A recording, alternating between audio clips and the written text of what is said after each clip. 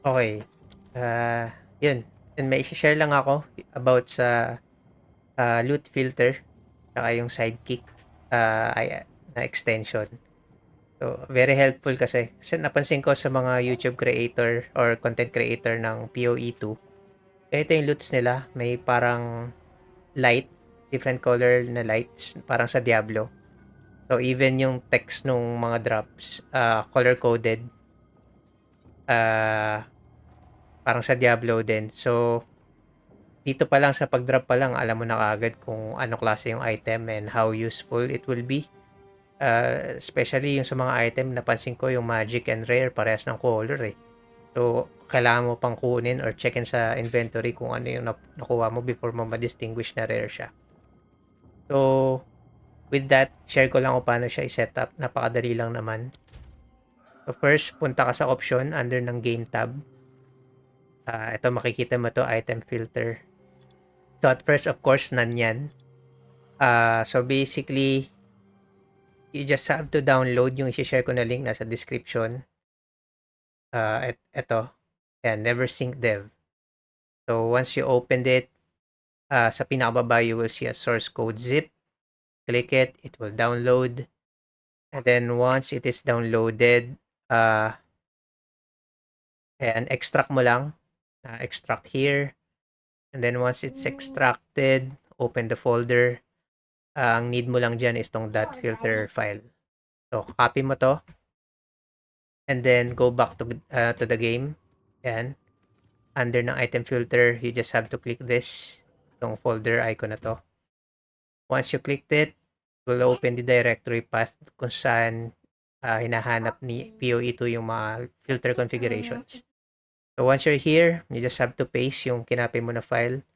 As you can see, nandito na yung NeverSync ko. Ayan. And once it's there, you can close it. Go back to the game. Refresh. This one. And then, pag click mo yung drop down, you should be able to see yung NeverSyncs light filter. Ayan. Select it. Save. Close the option. And then, every drops should look like this. Even yung unique, parang orange din eh. Same sa Diablo. So, very helpful. Next na i-share ko is yung sidekick. So, I'll be sharing the link as well. Ayan. At ganito yung tsura niya. And once you open the website, meron dito installer button. So, click mo lang ito. Magta-try siya mag-download. Pero dito meron siya some kind of warning, security warning. Pero wala namang malware or antivirus to. I've tested it. So, continue. Proceed with the downloading. Install it. And then once it's installed, depende kung mag-auto-open. Pag hindi siya nag-auto-open, open mo lang yung app. Ito, Sidekick. And once you open it, it will initialize. And once it's initialized, dito siya sa may taskbar. Open mo lang yung settings. Make sure yung league under ng standard since we're playing under standard league. And once you made sure na naka-standard to, you can close the app. Go back to the game. And then, let's say may makuha kang item.